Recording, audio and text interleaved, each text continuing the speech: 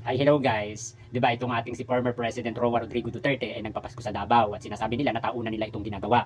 So ito, may nag-message sa akin na isang netizen at ang sabi niya dito, masyado po kayong mabait. Ang papasko ni Duterte ay pinipilahan ng mga tao simula 8 PM at umabot ito ng 24 oras sa kalsada na naabutan na ng Pasko ng mga tao. Nagsimula ang bigayan mga alas 4 ng umaga, December 25. Kaya tumutulong sila sa kalsada.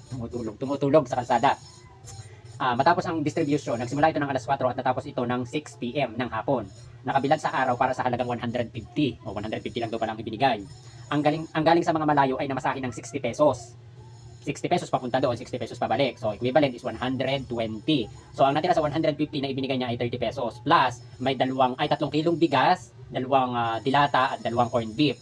Kung talagang may malasakit ang mga Duterte, bakit hindi na lang ipinadala sa barangay para hindi na nagpagod, natulog sa lansangan ng bilad sa araw? Kung talagang malasakit ito, bakit hindi pa pinadala sa mga bawat barangay? So, yan po yung message. No. Tapos may voice message ang ipinadala. So, ito.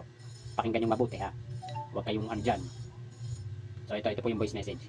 Sir, ang info galing yan sa kapatid ko na auxiliary, yung parang, job order po. Tapos yung bigas daw, 3 kilo, tapos 2 sardinas, 2 corned beef. Matakin mo sir, pinagpila pa nila madaling araw. Ang iba doon, badyaw, ang iba hakot. So siguro nasa 100,000 tao. Nandun doon, hakot. Dalawang gabi ata yun, 2 madaling araw. So ayan, may hakot pa pala. Inabot pala yun ng 2 araw na nakabila doon at nakapila at doon na pala natutulog sa lansangan. Gandang magmalasakit ni Duterte, no? Ang nakakatawa lang dito, hindi na talaga naawa ang mga Duterte sa mga tao na talagang pinapila pa nila. Kung tutuusin, pwede naman nilang ipadala yun sa bawat barangay, no? Pero bakit pinapunta pa doon? Binilad sa araw para sa 3 kilong bigas, 2 sardinas at 2 corned beef. No, malasakit ba ito? At saka, pagkakaalam ko di ba, galit ang mga Duterte sa ayuda, tapos ginamit-gamit pa ang Pasko. Talagang mga Duterte, di ba talaga mga Duterte, no? O pauto pa kayo, no? Kung natatandaan nyo, dito sa EDSA Shrine, di ba, natutulog doon sa may simbahan, natutulog sa lansangan, sinasalaula yung McDonald's, sinalaula yung simbahan, tapos hindi daw uuwi, magkano natanggap? 200. Dito, dahil taga Davao ka na, tapos nagkakot-akot pa sa halagang 150. Di ba? Ganon. Pero yung mga vlogger, busog na busog.